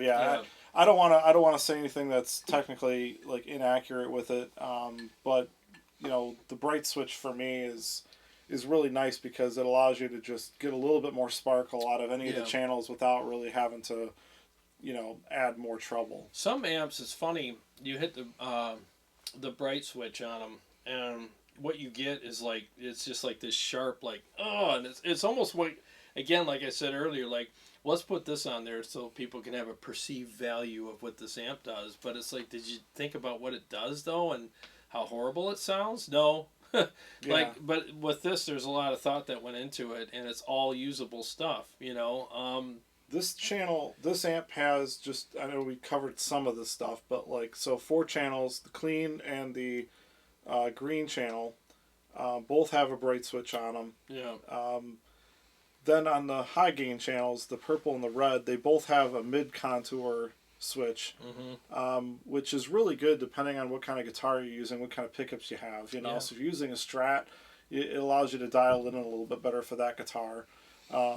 So they both have mid contour switches, and then the high gain channels both have a fat switch. Yep. Which is nice as well. I'm all about that fat switch. Yeah. I like it, and I know I do. I think it's great, and it's got MIDI, and it also has 2 inputs. Tell us about those inputs real quick too. For people. It's got a passive and an active input. So if you've got a really hot active, like some EMGs or something like that, normally with some amps, you're gonna get it's gonna be higher output with those pickups. So it actually compensates for that by adding a active input. I use Fishman's. I have 2 other guitars. I have a 2017 Les Paul. And that one's actually a standard. This is like a traditional. It's a standard, and that has Fishman Fluence Willie Adler pickups in it. So it's a little bit hotter. But I found that I didn't even need to use the active input on this. I think with maybe some older active pickups, maybe, you might want to try that. It's kind of like up to you. There's no, it's not like, hey, if you have active inputs you have to use pickups, this. You should use this. Yeah. It's like, it gives you that little thing where it's like, okay, it's a little too hot. Well, then try this one. It'll lower it a little bit. And then it also has 2 master volumes, which is very unique. I haven't really seen that in a lot of other amps. Yeah. The cool thing about that is, if you say you're on stage or something, you've got your master volume set at, what your stage volume is going to be, but say you're wanting to play, but you don't want to mess with the setting that you just got with the sound guy. Everything's good, but you want to warm up a little bit, or you're tuning and you don't have it set so that when you're tuning everything's turned off, or you want to dim it, or you want to completely mute your amp. It allows you to, on the foot pedal, foot switch, you can do it too. You can actually engage that second master volume. Turn you down a little bit. So you have 2 different it's or a boost for a solo, right? Right. You can turn it up and get a boost. Absolutely. And that's just the kind of thing that they've thought of with Revv always they're forward thinking. Yep. And they always think about really what is it that the player would need or want to make their experience better. It's so nice when companies do that, it really is. I mean, and the thing is, we talked about the Kemper earlier.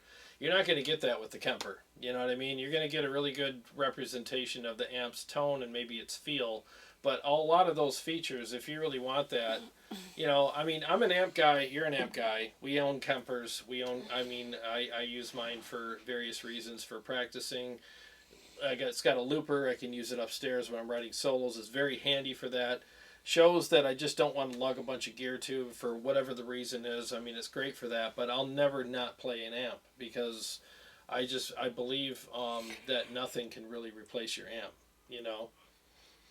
Sorry. Little Miss Yanni Pants over here. I know, it's the whiskey. Yeah, it's the whiskey. Knocked her out. Sure, blame it on the whiskey. But yeah, so I mean, there's just really good features on the amp. I mean, it's great. And again, like I said earlier, if you're comparing it to some of these other boutique amps, I mean, there's boutique amps out there, and I'm not going to name names to offend anybody, but there's boutique amps out there that only have 2 channels, okay, and they sound okay.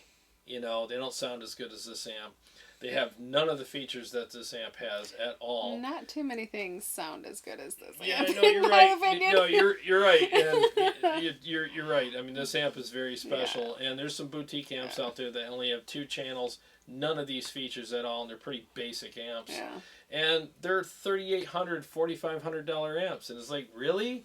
Why would you get that when you can get this? I mean, I would, even if you don't need all the features on this, or if you think you don't need all the features on this, it's still less money, and it has a better feature package than they do. And the amps that I'm thinking of, this thing completely annihilates those amps. Well, and one thing too is, I will say this: if like I'm a recording guy, I mostly have an amp for recording, and when I picked this amp out, obviously I was looking for a very tight, articulate amp, and I watched all the, same YouTube influencers that a lot of us watch. Yeah. But the thing with it was, okay, I can go the modeling route, and I have, and there's nothing wrong with it. But what's like the most versatile tube amp that I can find that'll let me do the kind of things that I want to do? Cleans, slightly broken up, indie rock type stuff, metal, hard rock, punk rock stuff. This thing just ticks all the boxes for me. It does. And that's the kind of thing where it's sort of like, it's a real amp, but I can get so many different tones out of this amp that it's kind of like, I don't really, that's why, other than some of the Synergy stuff that I have, that's just different tones and stuff, I mean, I have no really intention of going out and buying another full-size amp, because this thing does what I need it to do. Yeah, it does it well too. It really does. I mean, there's a lot of amps that there's a ton of hype about, but with this one, the hype is 100% real. Same thing with the Victory Kraken too. There's a lot of hype about that amp.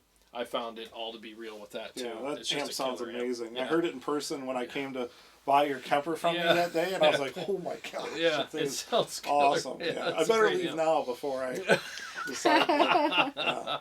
No, it's great. And again, if we missed your comment, please repeat it. We got no problem with that, because we want to make sure everybody... Okay, so Shane says, I'm waiting for more info on the Kemper cone. Yeah, me too. I'll tell you what, man, when that comes out, I will do everything I can to get one down here and do a live stream on a Wednesday night with you guys. So I'm definitely looking forward to that. Solar guitar, spring reverb, and tremolo circuits are a staple ingredient for Southerners. Just saying. No, you're right. Tremolo, man, you got to have that tremolo. And a lot of that stuff. What's funny is even in prog metal, tremolo's pretty cool thing. A lot of guys use it. That warbly, when you have like a breakdown in a song where everything shuts down, and the guitar player just rakes his pick across the strings, and you get that kind of shimmer and that warble going on. It kind of sets the tone for, all right, so we're gonna do this for a few minutes now, huh? It's kind of cool, So yeah, that's a great effect. It really is. Let me catch up to you guys here. They started talking to themselves about the Sin 30. Yeah. Oh. Speaking of which, I'll just make the announcement now. I will be going live not this Wednesday, but this Thursday with some. I have to put it this way. I have to be coy. Yeah, I have to be coy about it. But some stuff on the subject of Synergy. Yeah, I'll be a little weird about it, but and there's reasons why I have to be kind of secretive about it. But tune in. It won't be Wednesday. It will be this Thursday at 8 o'clock. I'll be going live with some really cool, awesome So are stuff. you going to skip the Wednesday show altogether and Yes. just do Yep. Thursday? Okay. Yeah, so no Wednesday live. Yeah, it'll be Thursday live Thursday. instead. So because of release dates and such, I have to acquiesce Because to of things. Persnickety dates. Yeah, exactly. So it kind of bums me out, but it's the way it is. So Yeah. so this Thursday there will not be a live stream on Wednesday. It will be on Thursday this week at 8 o'clock. And I think that works. Aaron Lucas, thank you very much for the kind words about the profile pack. I appreciate that. We'll talk more about profiles. Yeah, let's do that. Let's show them. Let's get on the profile topic now. So, website update. Jay graciously sent me to a friend of his who is very good at building stores and stuff like that, and does a really good job with graphics and things. So, had a meeting with him just the other day and got a quote, and it looks like we're gonna about 99% sure we're gonna move forward with the whole thing. So the website will be starting construction very soon. We'll get all that stuff done, and the store and everything. And again, this is all because of you guys, and I have to thank you guys for it, because everybody keeps asking me, like, when are you going to profile such and such amp when you have it on Wednesday nights on your show? Why aren't you profiling these? And I was just like, I've never profiled an amp before. So I just took a day and just said, I guess I should learn how to profile amps. I thought it was going to be much harder than it actually was, but once I got past the learning curve, you got to have the gear for it, which I have, thankfully. But once I got past the learning curve, it started really being super honest with myself on how these were turning out, and sending them out to people like Chicago Todd and a couple other friends of mine out there, and getting feedback on them. I've been, I'm making these profiles, and I've said, well, might as well find a way to support the channel some more by having that stuff purchased at a, it's just going to be a nominal fee. I'll figure out what to charge. But so that's coming up. And so I'll be doing profiles down here, and there'll be a couple different versions of those profiles. So Gravel Rocks, I think, is another guy that I just don't want to forget anybody. He's been helping me with reviewing these as well. So it's another way for you guys to support the channel. And so I'll be making those, and so again, I'll be making them so that, like, this amp, how I played it tonight, the exact settings of that amp were profiled today. So the next amp that I do, the exact settings of that amp will be profiled, and I'll do other, like, everything at 12 o'clock settings as well, but I'll probably name it like live stream version or something like that, so you guys know, like, if you like how that sounded in the live stream, and you heard me brag about, like, oh, it feels great and it sounds like this to me and this and that, and if you like that as well, that'll be in the pack. And then as like one-offs, like, we're going to Jay's house, and he's got, let me play this video for you real quick. This is called the Box of Doom. So what we're going to do before I play this, we're going to actually profile amps at his house with this Box of Doom. And it's going to give you a very unique kind of sound, with this as well. So let me, hopefully this will, yeah, so there's the exterior of it. And it's like a giant flight case with a speaker inside. You can see there's a 121 and a 57, and then an off-axis Audix i5. So you can pretty much put your speaker in there. There's a baffle. You see that little wooden baffle the speaker's connected to. Going to be changing out different speakers. It takes like a minute to change out the speaker. So right there's a Celestion Redback in there, and we'll be doing vintage 30s. We'll be doing a bunch of different stuff. Just gives you some different visuals there. So 57, 121, and an Audix i5. We'll be using an E609 as well, and you can see cables going in. This thing can actually take 3 different mic cables going, or 3 different XLRs. And then there you see the speaker baffle right there. So really all you do, it's kind of like a cartridge. You pull it right out and you put a different one in. So I have a case that'll basically have 3 different speaker baffles in there. So at Play any that given again. time, we can say, hey, we really like this amp setting. What's it sound like with a different speaker? Yeah. Normally, you'd be like, okay, well, now we got to go grab another cab, and we got to go mic that up, and then we got to test that out. Mic placement is a very finicky thing, and if you just one little inch, Oh yeah, will makes a huge completely difference. change. I mean, you get Yeah. get way more difference in your guitar tone Yep. just by changing mic placement than you will messing around with the knobs on your amp or doing Yeah. post EQing or in a mix. Yep. So this gives us another opportunity to really hear another character of that amp without even messing with the amp tone itself. Because that way you can set up the amp truly the way you like it, and then mic it like in a different way to represent that as close to that as you can, or maybe even, there's times down here with certain amplifiers that I actually will tell the viewers, I'll be like, I actually prefer the recorded sound of this amp over the amp in the room sound. I'll actually say, like, as soon as there's amps, like, I'll put on my in-ears and start playing and be like, oh, God, this is amazing. I take them off and I'm like the EVH, there was an EVH Mini amp that I thought sounded better in my in-ears than it did in the room. It just had that brittle top end, which sounds great in the mix because that's what I was listening through it to. But in the room, I was kind of like, too brittle for me. But as soon as I put these on and heard it with my backing tracks and all that, I liked it even more. So it gives you an opportunity to dial in the amp the way you like it, and then mic it with multiple mics. And like you said, like instead of changing knobs here, just like a half an inch on that mic, just nudge it, and it's like, oh, there it is, you know? Yeah. And you get all these different things. So what we could do is we could have 3 mics on that thing, and give you profiles based on that, with this speaker, with that speaker, this, move these mics here and there, and then maybe give you like, I don't want to be, nothing against guys that give you 60 profiles, but All right. I'm going to, yeah, like you. I was a little bit over ambitious on that one, but, I just want to do like 10. Yeah. Like give somebody 10 profiles where they could be like, one of those will be your sweet spot. You know what I mean? So Jay, do you attenuate the amp when profiling so you can crank it to get the power section saturated? Good question. That's from Shane. I really don't need to. And the reason why is because with the box of Doom, now I will tell you with my old profiles, which came out in 2019, I think, those were done in 2 different ways. Those were done both at a studio with the amp, pretty loud. And then I also used a couple different cabinets for that too. In my house, I now have this box of Doom.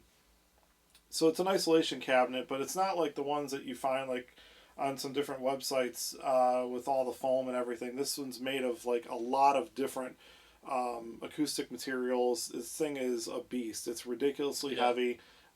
It locks in. Yeah. It seals up like like a flight case. Yeah. It's made in the Netherlands, so it's not something you can get around here. I did some research on it.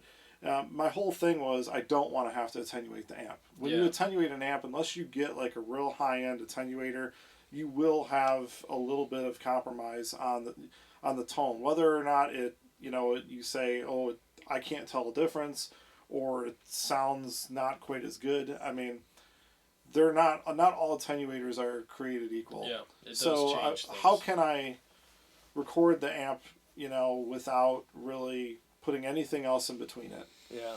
And that's what the box of Doom lets me do is get that amp to at least 4. Yeah, you can crank the crap out of it. Yeah, I played you something over the phone and just showed you, like, hey, here's with the box open, and here's with it shut. And you're like, oh, yeah, there's a big difference. There's a huge difference. So it allows you to contain, it's almost like Ghostbusters. You trap the ghost in the little box. There's a very upset ghost inside the box that wants to get out. Hey, look, I'm not going to tell you that it's completely like quiet outside of the box. Oh, there's a rumble. You can still hear it, and my wife's already told me to turn it down a couple times. Yeah. But I mean, the thing is, that's how you know, right? If I tried to profile this amp on 2, without that box, with anybody home, I'd be not living at home. So, yeah, exactly. So that's the thing. It lets me do that. The only trick is with the speaker, you're going to have a speaker that can handle that kind of wattage. This is a 120 watt amp. You can power it down to 10. I really don't notice much of a tone difference with this, especially if you let that master volume go up a decent amount. You're really not going to be like, oh, 120 over the 10 any day. It actually is very, very good on 10. Yeah. But yeah, I can run it at 120 and turn it up a little bit. But I profiled it at 120 because I just wanted I wanted all the balls. The one I sent you is the same. Yeah. The one that we tested. I did a test one and sent it to you. So. Shane said he's just curious how you run different speakers with a lower power rating in the BOD. Well, Celestians, for example, are gonna be a little bit more conservative with their rating. So something like a Vintage 30.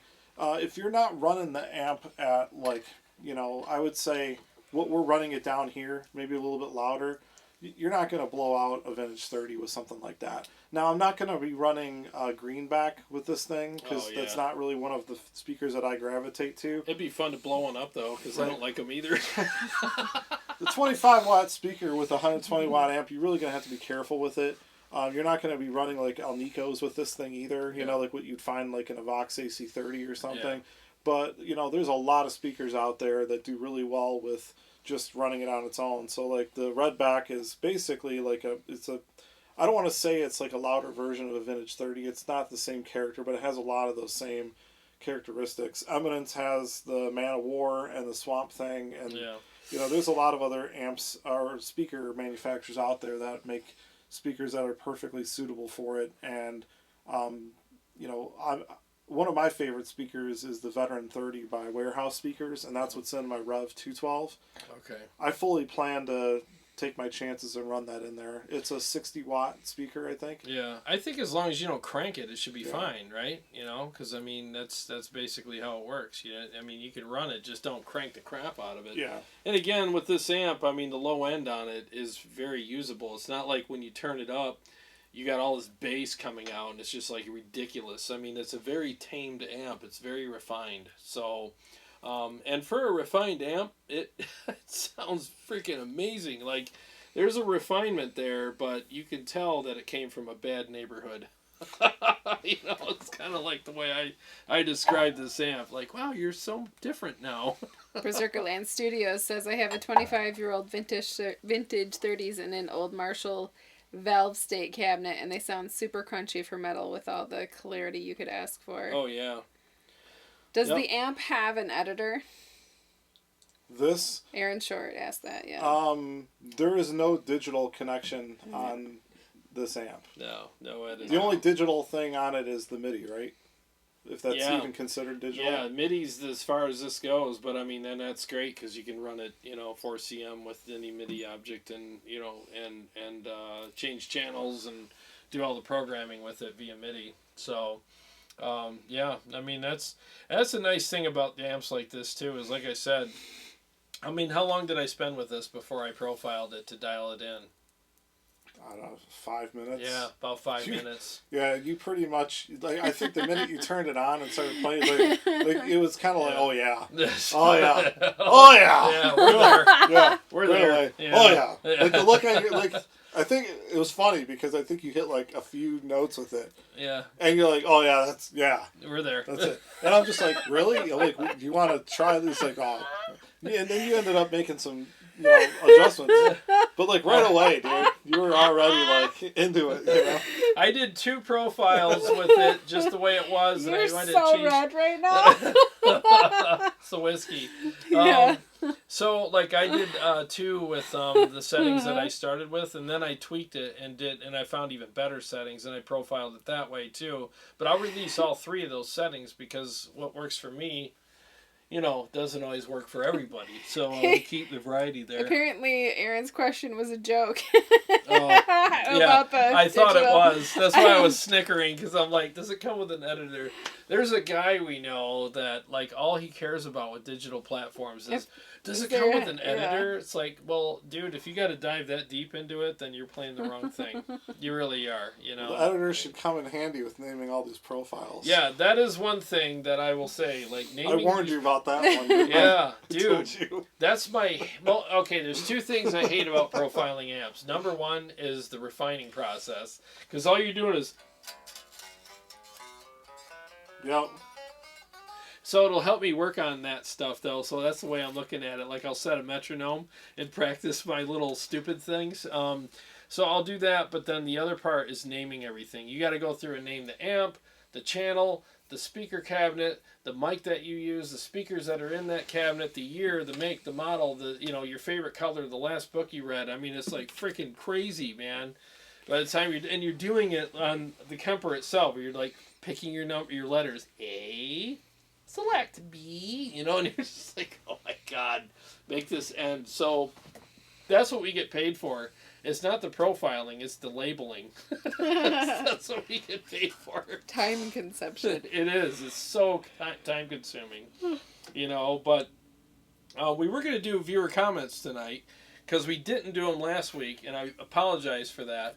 But someone deleted them off of their phone because they thought, well, I don't need them. So, and we just discussed it before we went live, and I was like, yeah, we'll just do viewer comments. I've got 2 hot-aired people sitting on the outsides of me, so she'll re-add those to her phone for next Sunday, so we can do viewer comments next Sunday. So I apologize for the clickbait there on that, but we'll get those next Sunday for sure. But we've been doing all kinds of viewer comments. Yeah, live viewer comments. Exactly. Make sure here.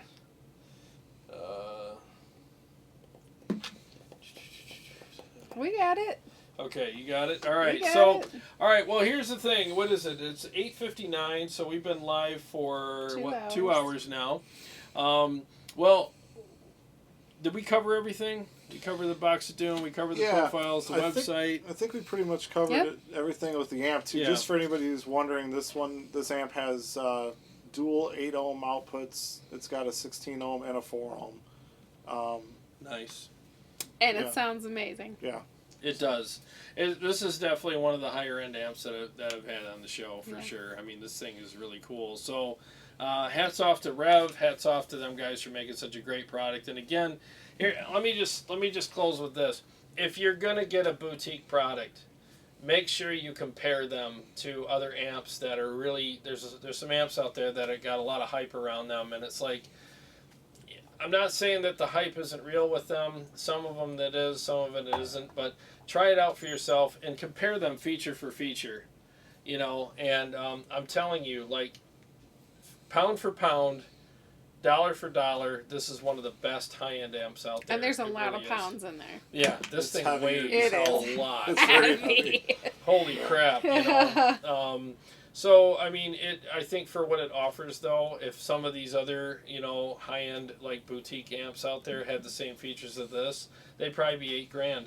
Yeah. Honestly, based on their pricing, their ridiculously over-the-top, stupid, ridiculous pricing that they have, they would probably be $8,000 if they added these features to them, And when the amp maker himself responds to you in an email within 24 hours and does it like 2 or 3 times to answer questions. Like, I had questions about, hey, I'm thinking about running this into, a UA, aux box, and also running it into this, like, at the same time. And he was able to tell me, like, okay, well, you'll want to actually use this ohm output for that and that. You don't want to mess it up. Like, getting that from the actual, from Dan Trudeau himself. You've already had good conversations with Kyle, the marketing guy over there. I worked a lot with Derek at Revv. Everybody that I've talked to over there has been nothing but top notch. Yeah, they're great they give people. you the time of day. They're not so big that like they don't care who you are. You're not a number to them. Exactly. We got a super chat. Oh, cool. The Gunnerman, thank you. Gunnerman 54. Dude, thank you so much. Super chats mean a world to us because, like, this is what keeps the show going and encourages us to keep going, and doing this. We really appreciate that very much. We were about to turn these lights off, but now you can keep them on. Yeah. Well, hey, again, thank you guys so much. He said good night and awesome show tonight. Thank you. Thanks so much for being here. We really appreciate it. I want to thank Jay from Warm Card Music, for being here and bringing the Revv. And thank you, Revv, for making such great products and making them affordable and amazing for us. And thank you for being here, too. Yeah. And, you know, so we appreciate it very much. Live long and prosper. Live long and prosper, everybody. Yeah. So, all right, guys. Well, thank you so much for tuning in. Again, no show on Wednesday. It'll be Thursday, and it's going to be very cool for you guys. I'm doing a lot of planning for this. So, look forward to seeing you guys Thursday night at 8 o'clock. And God bless you all. Thanks so much for tuning in. We appreciate each and every one of you. Take care, everyone. And thank you, Bulldozer Guitar, for the Yes. It's a super chat. Super Chat is what it's called. Thank you so much. You guys have a good night. Take care, guys.